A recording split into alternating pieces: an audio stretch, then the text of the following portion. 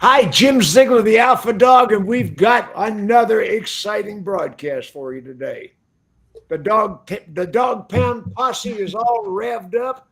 The mischievous members are chomping at the bit, pulling on their chains, starting off with, with the Duchess of Productivity, Miss April Simmons herself. Hi, kid. Hey. Well, I'm really excited about today because I think it's the other than April, the other A word that I've been screaming about for the last 2 years of here's what's going to happen. Not that I have a crystal ball, but I do have a history book in automotive and affordability. It's what it's all about. So excited for the conversation. Affordability, that is the buzzword of every manufacturer. I mean, everybody's talking about we're going to produce under $25,000 EVs. That's going to be the secret bullet. That's going to be the thing that saves the industry. And I'm going to tell you, all that matters is two things: payment and down payment. That's it. that's all that ever mattered. And now the empress of executive management, one of the most brilliant human beings in the known universe in the car business, Miss Jennifer Briggs herself. Hi, kid. Hey, Jim. I was biting my tongue there. I'm like, oh, I can't wait to see them where they're going to produce these units under 25,000 because we've not seen that in well over a decade and a half almost, it feels like. Well, I got to tell you now, the Chinese, according to Jeff Pohanka, are going to be bringing those into the country. Well, it depends, right? If they bring them in as is right now, the import fees will not allow for them to be under 25,000. And if they set up shop in Mexico, like a lot of them are planning for, it's going to be another 3 to 5 years before we actually see that solution. That will be a long way coming. In 2005, I was the keynote speaker for the New Jersey Dealers Convention. And I said to Malcolm Bricklin's face, that ain't going to happen in a million years. Chinese cars are not coming ashore. Well, I did read last week about a Vietnamese manufacturer that got some U.S. franchises to agree. I think there's 12 locations. TBD. Raise your hand if you're going to buy a Vietnamese car. Listen, we all said that first about the Korean car. I wanted to just because you challenged it, but I didn't. Well, I'll tell you what, I want to see the Vietnamese cars come ashore. I think that's a good thing. You know, I was always wanting to retire to Vietnam and start a school for nail salons. Pineapple-ish. Watermelon, maybe. And oh, goodness. The Queen of BDC. Keeping everybody in line over here. The Queen of BDC. One of the most brilliant women in the internet space. A good friend of mine. Used to be. Until she called pineapple grandma herself from Beverly Hillbillies. Granny, here she comes. Bobbie you know what? It's funny. That's so fitting. A lot of people think that I'm just super fancy all the time, but I grew up in the country. I have 10 brothers and sisters. I can start a bonfire and I can ride a quad and I can jump a dirt bike. No, you can't. And then I can get dressed. Bonfire. You cannot start a bonfire.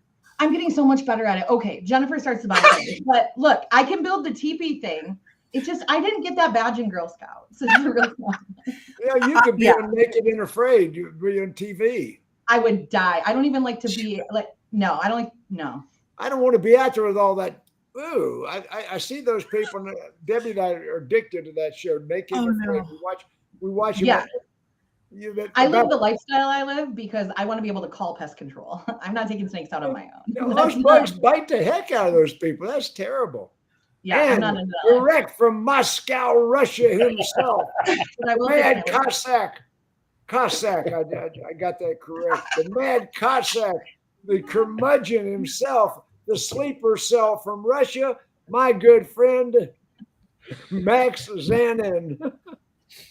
Listen, it's good to be here. And, I'm telling you, if I was Chinese, right, trying to enter the market in America, why not do it with internal combustion engine vehicles under 25,000? because that's where the real demand is. I like where you took that. That's the secret sauce. Because you can't even get a Nissan Sentra or a Honda Civic, at this price point anymore. And and young kids or people with a limited budget will be all over this car. And it doesn't matter if it comes from China or Vietnam or planet Mars, right? Yeah. At $20,000, $25,000 price point is exactly what we need, but in the internal combustion engine space. Well, the problem more than that, when they talk about affordability, is the credit crunch. Yeah. The credit crunch is going, and Jennifer, how long ago did I predict the credit crunch? I think we started talking about this about 16 months ago. About the credit crunch. But I've been talking about it a long time, even before the markups on the cars, even before the chip shortage. I was talking about, the affordability on cars has gotten so much, and now we were selling them for $10,000, $20,000, $50,000 over some ridiculous ass number, So all of a sudden, those people are trying to bail out of those cars. Repossessions and delinquencies are at record numbers, even including 2008. Including 2008, we have surpassed that in delinquencies and repos. That doesn't surprise me at all. It doesn't. I mean, I think about it with the average car payment currently being what, $720 or $40, somewhere around there. $740, which that's actually less than it was 2 years ago. But 2 years ago, we were selling all those inflated price cars. Right, the inflated. But in 2008, my mortgage was $780. So it doesn't surprise me that the delinquencies are higher now, because not only are we seeing issues in our industry, but we're seeing inflation across the country, making livability so difficult for the American people. I'm going to tell you, honest to goodness, when you talk about affordability, in the 70s, I had a roommate that was a CPA, and we lived in a 2-bedroom apartment in a luxury complex. I mean, an ultra luxury apartment complex with a live-in butler. We had a live-in butler that helped us with our dates. I'm telling you right now, live-in butler, 3 bedrooms, really $250 a month. Yeah. Inflation hasn't gone up as much. You can't get a cell phone for that now, Jim. Yeah, exactly. No. So affordability, Jennifer, expand on affordability. What are we trying to achieve? Well, I think what we need to be achieving as a dealer in order to help protect our consumers is we really have got to diversify the inventory we have on our lots. We can't control what the OEM is pricing the new units for, right? We are stuck. We have to accept that. They've been shrinking that margin on us for the last 15 years. So where we can control the affordability for our customers and make sure we can still hang the paper is with our used car inventory. And you're not going to get it if all you're doing is buying things at auction. And it's hard if you do not have a strategy. So for me, affordability, or the CYA for affordability, comes in my used car department. I mean, well, which also ties to your service department, because that's where you should be buying, depending upon your CPROs every month. I mean, you should be buying anywhere between 20 and 50 units out of that lane. I'm going to say something really off the wall for this group. I'm going to tell dealers right now, I just wrote my article for Digital Dealer Magazine, turned it in an hour ago. And what I suggested is that dealers buy all the used Teslas they can buy. I'm pre-owned. Yeah, because it's a fire sale, Yeah, it is a fire sale. It's a new bad, and so Tesla is it's a new bad credit car. It's a special finance car. I said that in the article. Tesla is a used Tesla. I'm having Daewoo flashbacks right now. It's the Daewoo Dodge Neon. It's the Plymouth. I forget the name with the wooden panels. Oh, I'm going to tell you, I was consulting Bone Brothers Toyota in New Orleans in the early 2000s, late 1990s. I was consulting the Bone Brothers Toyota, and I got the buyer over, and I said, look, I want you to go to the auction and get me all the Plymouth Acclaims you can buy. And the buyer said, he started arguing with me in front of the dealer. He said, I'm not going to put Plymouth Acclaims on a Toyota lot. I said, buy every Plymouth Acclaim you can find, because the Plymouth Acclaim book for like $12,000, and you could buy them for $6,000. Right. Yes. So I wanted all the Plymouth Acclaims I could load up on the back lot. We didn't display them in the regular inventory. We displayed them out back. And that's where we're at again. Credit is so bad right now. We're over 50% in credit peril. Anything below 600 is special finance. Anything below 600 is bad credit. And right now we're under 50%. Well, in addition to, and I love that story, and I always talk about it. I mean, I don't care what your brand is or your franchise is, so long as you satisfy your CPO requirement for your OEM, make sure you have that covered 100%. But you need to be stocking your used car lot for your community and your consumers, things that they can actually afford. We can't wait for these under $25,000 vehicles, EV or ICE, regardless. It was a year and a half ago, Chevy said they were going to rework the tracks so that it could be their mainstay, like under 20 grand vehicle. And I've still not seen one under 20. I think there's one I saw at like 21,000. So we're still waiting for them to hit those promises. But for you as a dealer, your consumers can still only really, I mean, what can they afford? If the average household income of your city is $45,000, it's going to be really hard for them to afford a $750 car payment. So you need to give them a unit they can actually afford. What payment would you say they can afford on the average? First of all, I would never tell a consumer what they can afford and what they can't afford, but because really? I do all the time. Well, without knowing, right? I can't see. Right. It depends on the town. It depends on the person. You got to read the bureau. You got to see who you're working with to know what they can afford.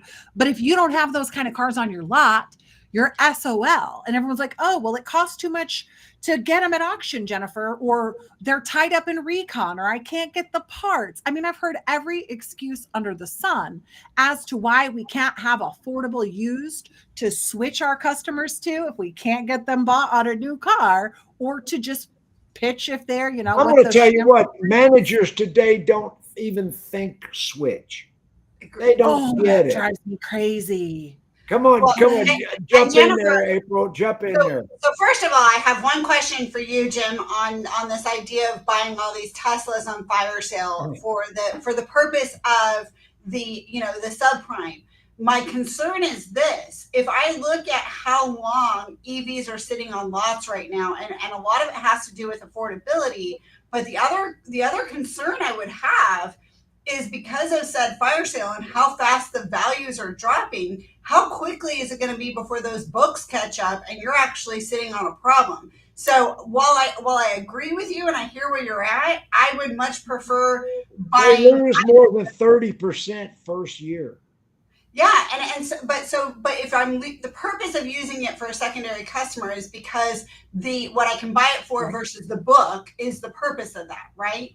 But if the book is dropping because they're dropping so fast, how quickly do I need to turn that vehicle to take advantage of that situation? So you have to be careful right now with EVs and the volume of them that you buy, regardless of whether they're new or used. Well, yeah, April, I was being kind of facetious and kind of. Well, I know, but I wasn't just talking about Tesla. I'm talking about neon leafs on up. 100%. I'm talking about affordable EVs. And you've got to watch your turn. You've got it. It's not just about buying used cars right now and making sure you have the right book value so that you can put them in those, subprime customers. It's also understanding that you've got to turn this stuff faster, because if I'm buying it at a fire sale real quickly, those books are going to drop. So it's great to use it right now. But to Jennifer's point, a more stronger process. So another interesting thing that I've been working with, because Jim's right about, like, when we say switch, most people are like, what, the light? Like they don't know what we mean by the word switch. And it kind of goes both ways. I have, for instance, one of my Mazda stores where Mazda's come out with some great leases over the last little bit in my market. And I said, hey, this is a great opportunity to take that used customer who's coming in, looking at that $22,000 vehicle that's got 120,000 miles on it, that's going to be short-term, high rate, and at least showing them the lease if they can, right? Like, I'm not talking subprime now, but I'm talking about a customer who can get full warranty, a decent payment with a semi-low down payment, and take an opportunity of that. And we don't think about that. We haven't trained our people for so long in this art of the switch. So I think switching both sides, having enough inventory to drive people in, understanding if they can't get bought on a new car because they have some hiccups or issues, that we have the used car that they will get bought on. And then conversely, if you have some managers don't know how to negotiate, they don't know how to think like that. Managers have forgotten how to be managers. A lot of the managers I see in dealerships couldn't qualify to be salesmen 10 years ago. Well, it's true, but Jim, you also have to recognize that, like salespeople, a lot of our managers have never gone through a 2008 or gone through like anything where they had That's to what I'm getting think at. outside of the box, right? Like to really get creative in our approach and really look at the big picture and say, okay, I got 12 puzzle pieces here. How can I make this into a car deal? Let's hear from Bobbie a second. That's what it's about. Yeah, absolutely. I was playing with the audience. That's what I was doing. I was playing with the audience, answering stuff. I guess it matters in direction of exactly what you mean. I agree that the shift in how management handles car deals is completely different. We talked about it last week when we spoke about F&I, the rehash, the ability to LTV out a car and know what you're looking for, having interest rates that are reasonable in comparison to vehicle prices where we knew we were going. And so did everybody that doesn't want to admit it. When we were sky high selling cars because of an inventory shortage, putting way too much money in trades and then not accruing appropriately for what we did, was setting ourselves up for this failure. The one thing I think anybody could say they didn't know was, we were going to have this huge interest rate hike, but we always do. This is not new. It happens in cycles. It's an election year. Mm-hmm. There's a lot of politics going on. There's a lot of uncertainty in the world. There's wars waging everywhere. Of course, we're going to have a perfect blend of nonsense. I would say that the people who have really embraced all the challenges and the changes they had over the last couple of years, those dealers, I'm watching kill it, because they just went through having nothing to sell. So when they did it right, they had right. Nothing to sell, but what they did have, they sold for too much money. Right. But there are a lot of dealer groups out there that they're doing just fine through this portion of it. And they're going back to saying subprime is something that we're going to work with. We're going to have to, and we're going to have to develop a difference. There is no subprime. Yeah, we're going to have to develop about the only source after Cap 1's tightened up. Everybody's tightened up right now. The lenders are withdrawing from the market. That was the other thing we saw in the stats. I would love to hear from the audience to tell us, like, who are you guys using and why, and what's your favorite? And you're on the ground Who are every day. Who are your subprime sources? Because Max is going to have to change. I'll throw this one last thing in and then pause for a minute. I know everybody gets frustrated when I say customer experience, but look, the days of telling somebody sit in the lobby for 4 hours while we figure something out are done and over with. The numbers show that. Not that you can't do that sometimes, but you don't have to. Nobody will come back to you with more loyalty than a subprime customer who you help. And I don't care if you call it an under 6, an over 6, or whatever it is. If you're actually legit and you help, you don't have to do that to somebody, and they will come back to you because nobody else is taking care of them. It should be not difficult right now to get a leg up on your competition. If so, you're doing something wrong. Max, disagree with He was Bobbie. just telling me. Well, listen. First of all, the delinquency rate, in 2008 was not catastrophic. It was nothing compared to the foreclosure rate. Wasn't Right. Michigan. Right? Yeah, People Michigan was. understood that you can give back your house, right? But you need your car. So the fact that it's higher than 2008 is not even a red flag in my mind. So that's number one. Number two, affordability comes down to OEM pricing on the new car side, right? And some people got really greedy. Pricing doesn't matter. It's all about payments. No, but pricing does matter because the sale price of the car determines your payment, right? And during COVID, OEMs realized that car dealers were marking up the cars, and they said, "Wait a second, why don't we just mark up the MSRP, right?" And at this point, unless, and I've been saying it, I think for the last 2 years, unless all these guys come out with heavy-duty rebates, and I'm talking about $12,000, $15,000, $20,000 rebates, right? I saw up to 10K on a GMC last month. Exactly, right? But if you look at some Dodge Rams, the Ram trucks, they need a $20,000 rebate, right? They do, especially if you look at the TRX models that are MSRP'd at $120. Where are we going? Or you look at the Jeep Wagoneer, right? That's MSRP'd at $112. Unless you put a $20,000, maybe even a $30,000 rebate, you're going nowhere. Right? Max, when I was talking about using Teslas as special finance cars, I was talking about the ultra luxury customer that used to have good credit. I mean, people think of bad credit as being low income people. There are some high income people that have fallen into the subprime category, and even though they make a lot of money, they live an extravagant lifestyle, but their credit is shot after the last 5 years. Yeah, but Jim, I think this affordability issue is the best thing that ever happened to the EV market. They will get a real adoption right now because people will be put in these cars. They will not select them. They will not come into the dealership to buy this used Tesla. Between the government and the manufacturers, they're pushing them into these cars. I'm on Car Gurus right now, right? I'm looking at this 2022 Audi e-tron GT Premium Plus Quattro. I can sell you that if you like it. So I think it's a 90,000 MSRP brand new at the very minimum. Okay, 90,000. Yes, it is. Yes, it is. Okay. So it has 18,000 miles, 54,000. What? $54,000. How many miles? How many miles? Back up. How many miles? 18,000. 18,038 miles. 18,000. That, yeah. Right. Okay, it's $54,481. But here's the best part. How old is that car? It's 2022.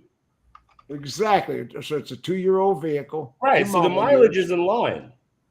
And by the way, that is still the same technology as the current model. Correct. And it's the same technology as Porsche Taycan, right? It's the same car, right? Just rebranded. And has 0 accidents, clean title. But this is the best part. This car has been on the lot for 85 days, and nobody wants it for 85 days. 85 days. And the price went down by 11,500 in the last 85 days. To April's point, right? So look at what Ben Friedman said. I'm going to put it on the screen.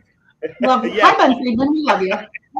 Yeah, but then you'll never get it serviced because this company is going to go bankrupt, I think, in the next 2 minutes. Yeah. Or 2 minutes ago, we've been on the air.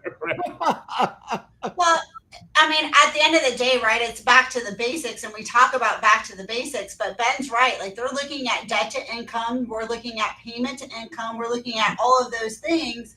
And so to Jennifer's point, you got to have the inventory that will work for putting the, to be able to put those pieces together. That's step number one. But then step number two is we got to get back to the art of when a customer comes in, really sitting down and doing an interview and looking at the whole picture. Don't just go show them a car, pencil the deal, send it to a bank. The bank says no and say, sorry, Mr. Customer, we couldn't help you.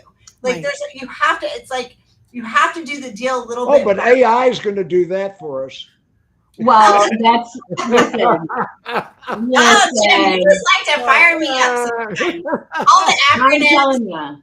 All those dirty words, EV, AI, like all the good stuff. I'm just kidding. I love it all. But ultimately, when we talk about back to the basics, it's really seriously just saying, hey, Max, you're my customer. You came into the dealership. Let me ask you some questions. Let me find out about you. Let me learn about you. Yeah. And then let's put a game plan together. Like consumer credit counseling interview. Correct. And that should be done almost every time, right? Like I'm not talking about go to the credit report the second a customer walks in the door.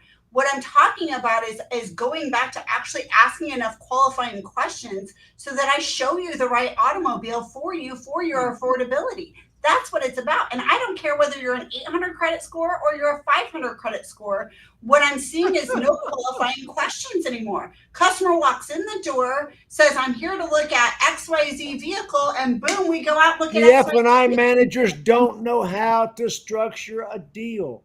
Right. But it starts from our salespeople. Our salespeople need to be asking enough questions up front. I don't want the salespeople asking those questions about the she's talking about this needs analysis. The needs analysis. 100%. Now, let me tell you right now. In 1987, that was the first NADA convention that I spoke at the convention.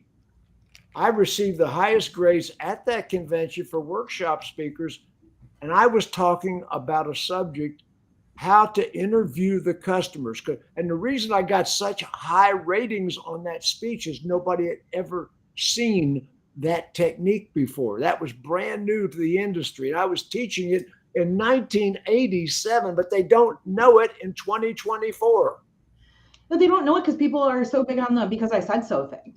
That's the thing. We've aged into a group of managers who grew up hearing because I said so. And because I said so, whether you like it or not, it doesn't mean people do things. Do I think that because I said so is a reason you should do your job? Yes, I do. Do I think that will make people do it when I'm not looking? Absolutely not. But I think where we've really gotten different too is we've always asked those questions, or we should have, when it came to what we called a subprime customer. Thank you. Now is that the banks are using data-driven decisions. We're seeing these questions on 800 plus credit scores. We're seeing requests for income on prime buyers who've never defaulted. When COVID-19 hit and the old playbook for assessing credit kind of went out the window, and overnight, banks had to switch gears and embrace the world of like a high frequency, real-time data. And for the automotive sector, the shift wasn't just necessary, it was survival for those banks. It's really frustrating from our perspective and our point of view, being in the dealership, working deals every day, dealing with the OEMs. But the truth is, if all of those banks end up in bankruptcy, we don't have any banks. And that's part of the reason that subprime has pulled back so much. I was a big, I'm not gonna, I don't like politics, so I'm throwing this out as a fact, not as an opinion. The truth is, like, people had such a sway in their income over the last couple of years, whether it was due to them, due to shutdowns, due to supplements, that you become reliant on what you're making or what you have made. It doesn't even mean somebody has spent out of their wherewithal as much as it means that other things impact it. So now we have banks going, I want proof of income on a second unit on an 840. And you're like, wait, what? When did that start? It's even more of a reason to remember the relationships with your bank, your buyer, your assessor, everything is more important than it has ever been. And the laziness of a finance manager, and anybody in the audience who wants to get pissed and like, oh, she's never done finance. Yes, I have. And I'll do it against you in a store. I'm telling you right now, the laziness of not knowing how to read a credit bureau, rehash a deal, or get out of your office, get off your butt and go have a conversation. I would have never I just did finance a week ago for the whole week. I would have never let anybody have that conversation with the customer but me. You are not too busy to go out and make your money. You make 100% of your money in the 10%. The consumer credit counseling interview. My God, I invented the concept. I know that And it's as valid today as it was 35 years ago. But It's guys, just obnoxious. It's like, when did you think you're more important than a customer? If I hear one more person in a dealership or on a panel say, well, I don't know why the customer thinks they can do that, because they're the customer. It's their money, their spend, their decision. Stop being a narcissist and gaslighting your entire team and your customer, and step up and do the job the right way. And if not, get out of the way so we can put people in place who will. Really simple. listen, guys, I think you have to treat every customer as a subprime customer, right? Because of the debt to income issue, right? Because inflation is real and everything went up in price, whether it's car insurance, your rent, your mortgage payment. Just look at the interest rates, right? Your groceries. So everybody has to be treated as if they had bad credit. It doesn't matter if you're an 840, and I think you should run credit immediately before you show any cars, just to understand what you're dealing with, right? And it has nothing to do with salespeople. All of that stuff trickles down, right? There has to be a vision that comes from the dealer principal. It trickles down to the GM, and then a certain type of training takes place, right? Where you train your salespeople when the customer comes in, before we show any cars, we sit them down and we ask basic questions. Of course, everybody comes in for an Escalade, right? But it doesn't mean that everybody drives out in an Escalade, right? So before we show that Escalade, right, let's understand what we're dealing with, and maybe that person will be lucky to drive out in a Honda Civic. But if you show the Escalade first, it's game over. Big jump. Right, it's game over, right? You're not switching them to a Civic. No. Or at a bare minimum, and I'm going to take it even away from the banks or whatever, and we're talking about affordability, you need to look at your desking system and you need to pull the average interest rates for the consumers that you guys contracted in the last 90 days. What is the average interest rate for the contracts you actually were able to get, the paper you got hung in the last 90 days? Take a look at your desking system to see what is the interest on your first pencil. Because if you're still at 299, you're not getting anybody done at that rate. So of course you're going to have issues and friction. But I want to, again, affordability has a lot to do with cost, right? Whether it's the MSRP or what the invoice is on the cars, but it's a lot about cost. So we're seeing more and more stores. And for me, it blows my mind because I feel like I grew up in the scarcity of 2008 in the dealerships. Like, we had our own leasing company at the first automotive group that I worked for. And if we had customers, subprime we couldn't get done, we put them in a short-term 12-month lease through our own leasing company. We had our own. Now that brings up another subject. Thank you for bringing that up, because one of the answers to the banks tightening up is Lithia driveway. I think is driveway. Yes, driveway. Driveway and AutoNation have started their own finance companies. Tom Wood has their own finance company. A lot of dealer groups, whether they're big publics or smaller groups, the people who are trying to make sure they can best serve their customers are finding solutions. And I remember when I was Lynn Hickey Dodge, you know, Evel Knievel blowing up the car. When Lynn Hickey Dodge was setting the world record, he actually had a finance company, Dakota Finance. This was a real finance company. And he would sell the paper to his own finance company and then sell it off to another finance company. No, they didn't, they threw the book away. They put whatever it took into a used car to make a deal. Well, that brings up another point on controlling costs for affordability that I wanted to make on top of the leasing there, Jim, is that for your reconditioning expenses, if it's not a CPO, you don't need to run it through your A shop. Why don't you have, and again, this is something my whole career, because I grew up in Michigan dealerships during the time of the recession is when I came into operations.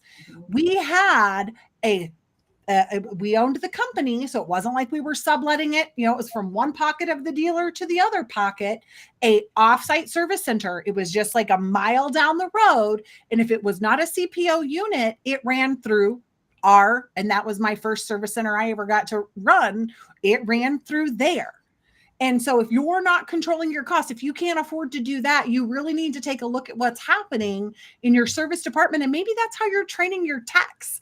Take a couple of those bays and have specific for your internals that are not CPO, so you can control those costs, because your costs can become an affordability problem for your consumer. And if you're not effectively managing that inventory investment, it's going to make it really difficult. Sorry, guys.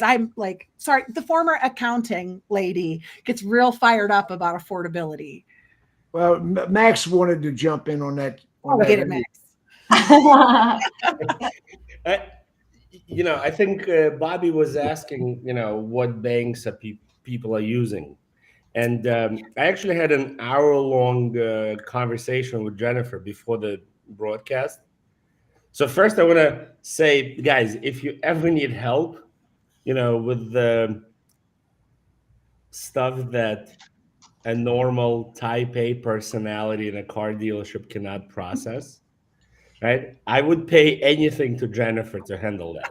Whether it's your CRM, your DMS, I mean, this is your person, right? That's number one. Number two, I told you that when I was at the Agent Summit in Las Vegas 2 weeks ago, I met with a company called Agora. And Agora is basically founded by the guys that started AmeriCredit 30 years ago. And they can help you put everybody behind the wheel.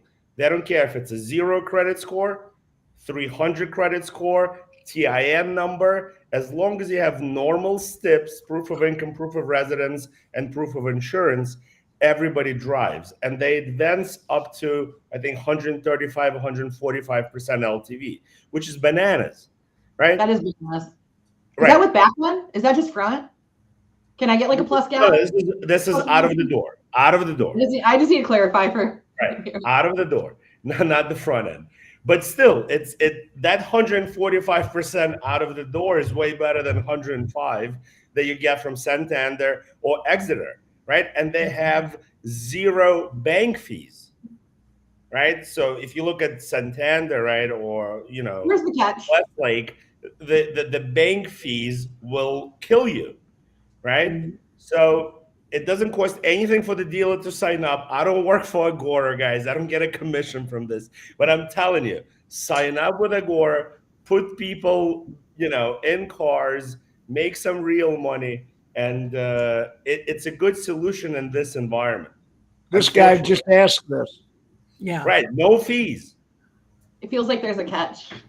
It's a non-recourse deal, Bobbie. And the catch is this. You get funded the next day, 72.5% of the advance. This feels like when I try to talk you into AI. This feels like when I try to talk you into AI and you're like, no. Well, we got to hear how you get the rest. Okay, explain the rest. You get funded 72% why? 72% right away, and the rest comes how? The rest comes as the customer makes the payment over the next 36 to 48 months.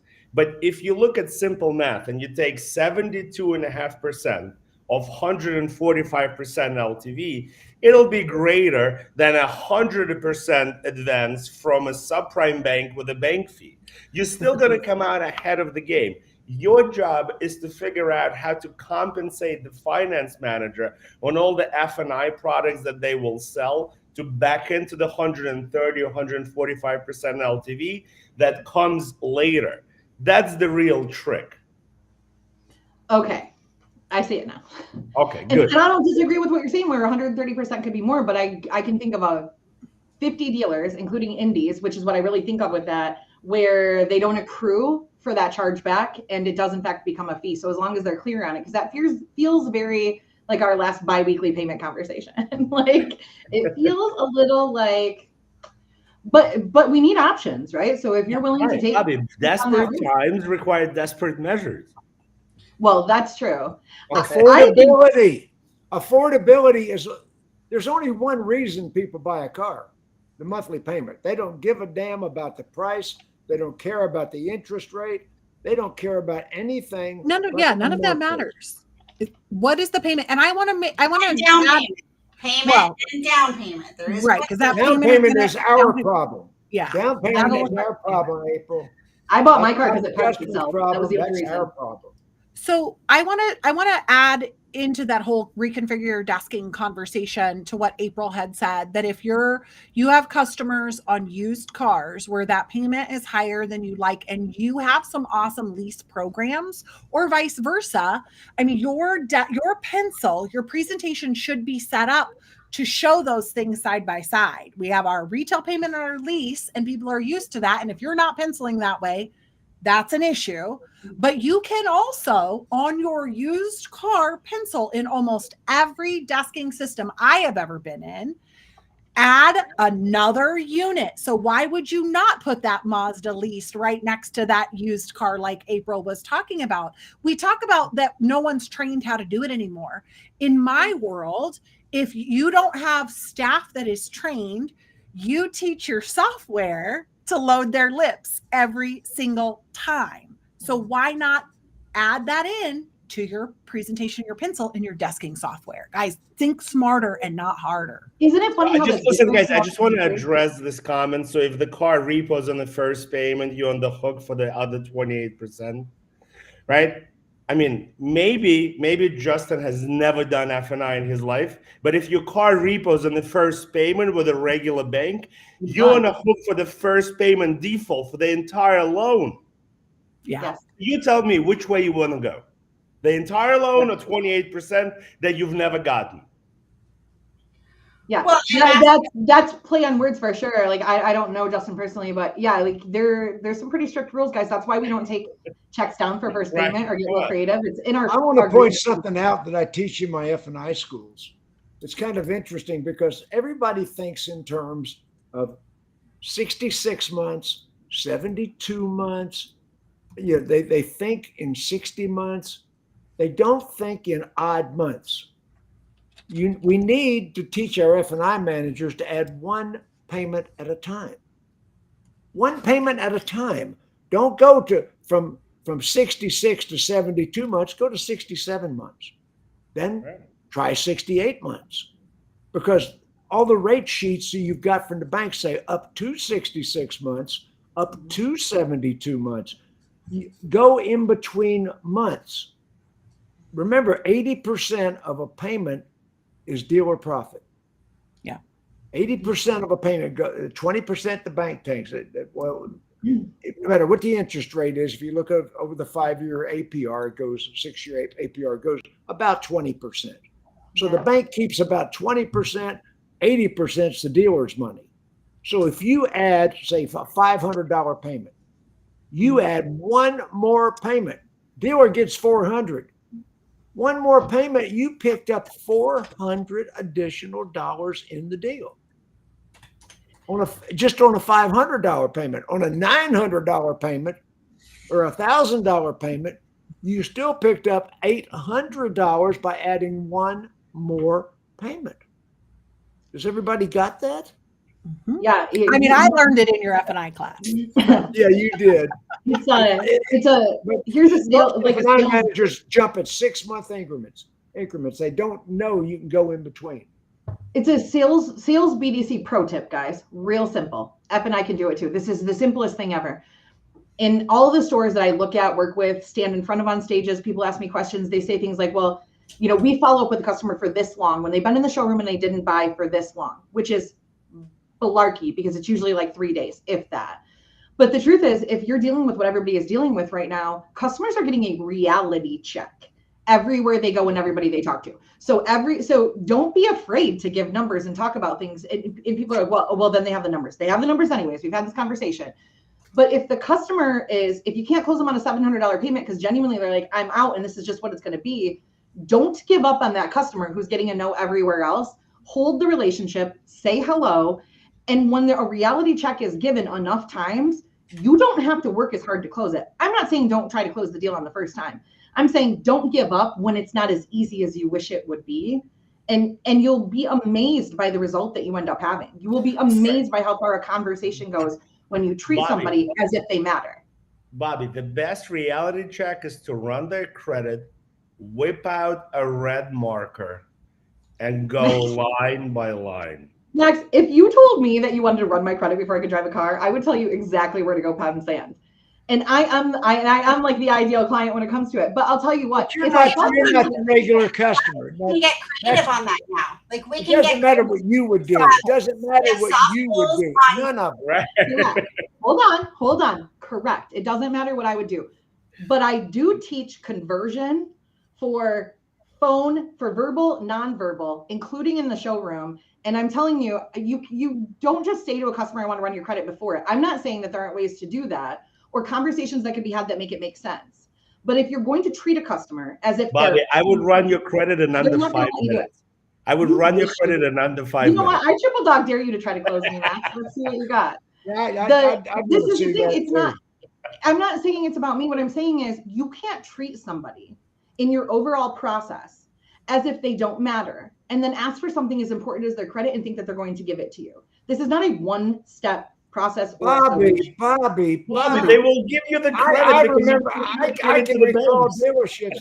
I can recall dealerships pulling your credit at the door.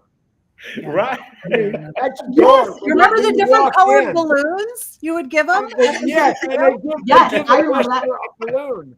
Listen, balloon. Let's not think. I'm not naive in what I'm saying. I'm not People naive in what I'm saying. walking around with a blue balloon couldn't get waited on. Yeah, that's what it used to be like. I'm not naive. And run your credit. 5 minutes. I'd give Bobbie a blue balloon because you're just to talking piss about her doing off. it right, Max. You're talking about qualifying the customer's needs, asking enough questions, earning the right, and then asking to run the credit. And nowadays, it's not even a hard pull that's necessary. All I need is your name and address. You don't have to give me your social anymore for me to run your credit. So it can be put into the process to be done early and up front if you do it right, and you actually have proven in that first 5 minutes, I've earned the right to do that because I'm on your side. I'm here to help you, Bobbie. It's not you against me. It's us against the desk and us against the 900 banks that I have to help you find the best deal. I'm here for you, right? Like if you serve it up right, then you don't have a problem. And exactly. you have some tools now that make we're talking about translated. credit. April translated what I was trying to tell Bobbie, right? I got you. I was trying to tell you. What are you talking about? No, I also did some math now I also did some math for our friend Justin, because Justin's right. Not all banks do have a first payment default, and just trying to figure and understand. Come back under control, or I'm going to turn everybody's mics off. Oh, we're totally under control. You shut my own off. Yeah. Let's talk about this. I have a $15,000 book. Okay. $15,000 book. When we're talking about subprime, that's kind of the sweet spot. Let's be honest, right? $15,000 book. At 135% of that, I'm financing $20,250. If I get 72.5% of that on day one, I'm getting $14,681. So I'm basically getting book on day one, right? And then plus getting down payment that they make, right? If I go through a typical subprime on that same deal, I'm probably paying somewhere around $1,000 in juice, right? So, and then I'm probably only able to get 105, maybe 110% loan to value. So I'm looking at financing around 16 minus the juice. I'm right at 15. I'm literally getting the same amount of money on day one, with the potential of an upswing of still getting that 30% if my customer makes the Everybody finance with Agora before they go bankrupt. So, well, no, because here's the thing about where Agora, and I'm sure, is probably figured this out. If you've actually ever looked into true having your own buy here, pay here, and how all of those things actually work, in all reality, Agora is doing it just on a much bigger volume scale. And so they're probably not. April, let me tell you the best part. Let me tell you the best part about Agora. And I told Jen. Oh, the best part's coming. But wait, there's Think of it this more. way. Think of it this way, guys. This is hard to understand because except for Jim, none of us were in car business then when this was allowed. Okay. Wait, what year was that? Right, Bobbie. You and I No, I always might have the same. Stuff. Grandma. Wait. Right. Exactly. So with Agora, the buy rate is like 12%, right? And you can contract at the maximum state usury rate. No. Yes.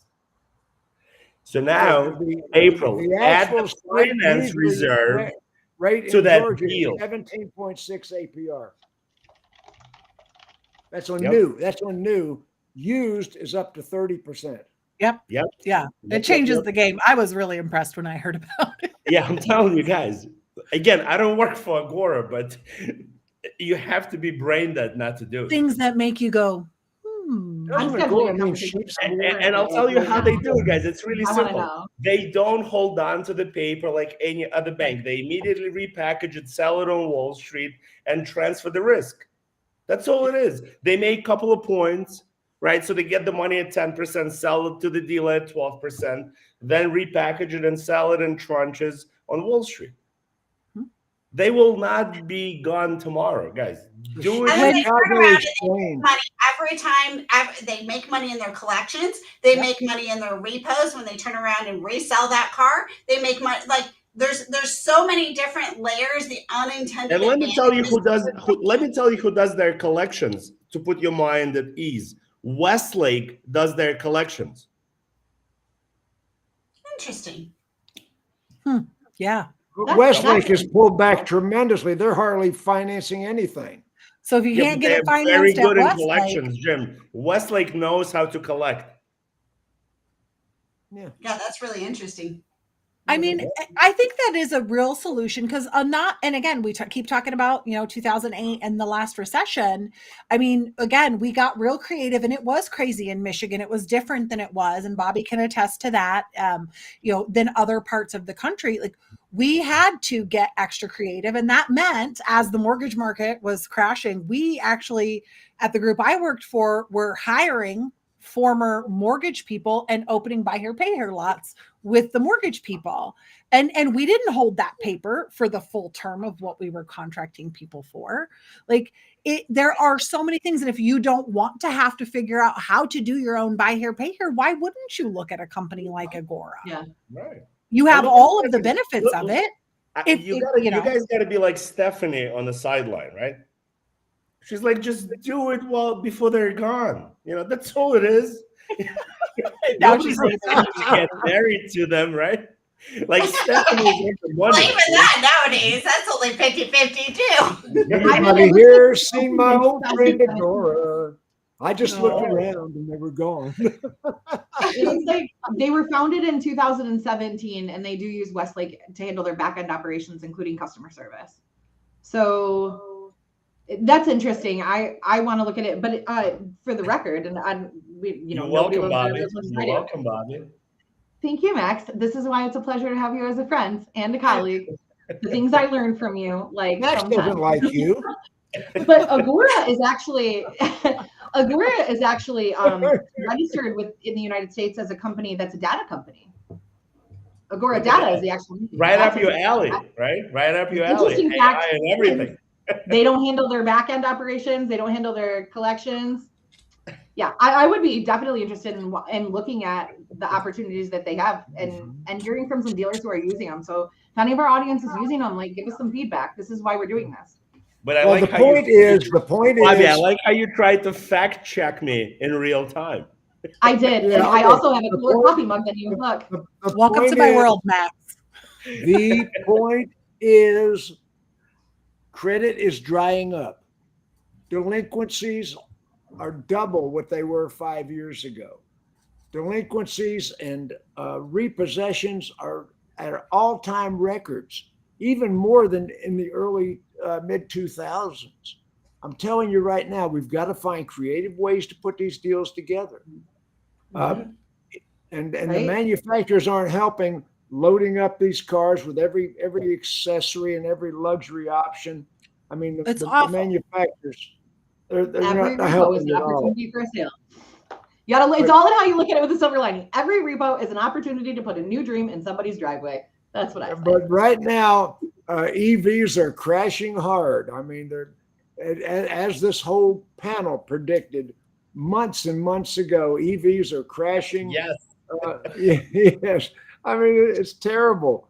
We had Jeff Bohanko on a couple of weeks back, and he was predicting all of this. And the industry, they're charging ahead. They're introducing new EV models like there's no tomorrow.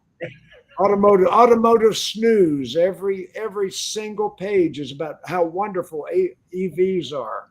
At least 25% of 30% of the whole edition. Yeah, exactly. 25 of 30 divided by 4. Bobbie, we got 5 minutes left. What have we not talked about that you would like to talk about? Oh my gosh, so much. I think more important than thinking about what we didn't talk about for me is to remind everybody that, especially because I hope that finance managers are really listening to this and not taking it as they're just being jerks, they don't like us, whatever. That's not true. Most of us are finance managers and have been. But I will tell you this, a trusted advisor beats a salesperson any day. With high financing costs, customers need value more than ever. When they trust you, they listen. That's when you can successfully introduce extras, from extended warranties to service packages, and that's when you have the right to ask for credit. If you send a 20-year-old kid out to me and ask for my credit, it's not happening. If a finance manager comes out and gives me an authentic reason, has a conversation, and shows that I matter to them, regardless of whether I buy or not, I am more likely to. That's age discrimination. No, it's not age discrimination. Did you just call pineapple on Bobbie? Yeah, she did. It's titled. I won't give a 50-year-old salesperson my credit information either, because from the consumer perspective, that person's not qualified to handle my data. And I know from working internally that somebody's going to leave it on a desk somewhere, fail compliance, and get my credit stolen. But if I have a real conversation with somebody who treats me like I matter, I'm more likely to trust them. And in addition, at the end, I'm more likely to retain my financing there and to trust what you tell me about additional upsells. It's just stupid not to. Get out of your office. Well, you gotta. Stephanie Marie Yamansky. Nice, Steph. Stephanie Marie Yamasaki, I have run out of all those chocolate macadamia nuts you gave me from Hawaii. She's lovely. Just saying. If you want to send some. Stephanie, you remember you gave me those chocolate macadamia nuts, and Yeah, no. She's lovely. Max, hit the last couple of minutes here. Hit a couple of them. I mean, guys, at the end of the day, dealers need to sell cars, right? So you have to be creative, because the playbook from COVID no longer works, right? So you have two options. First option is you have to really put pressure on the OEMs through the dealer council and explain basic facts of life that people cannot afford these cars, right? That's number one. You got to go to these OEM meetings, whether it's in Las Vegas or wherever they are, and really speak your mind, right? That's number one. Number two, when it comes to used cars, Jim is right. If you want to capitalize on the current situation, you got to put people in EVs. You have to. It doesn't matter if it's Tesla. Never thought I'd hear him say that. Never.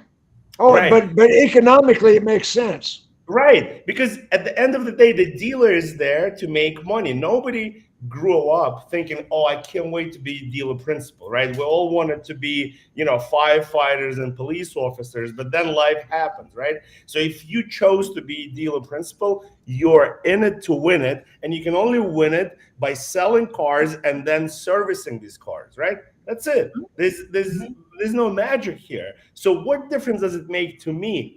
Personally, I hate EVs. I'm against them. But if I'm a dealer principal and I can put somebody into the EV because the book versus the invoice has such a tremendous spread, and I can crack you over the head $20,000 per deal, I will do it all day long.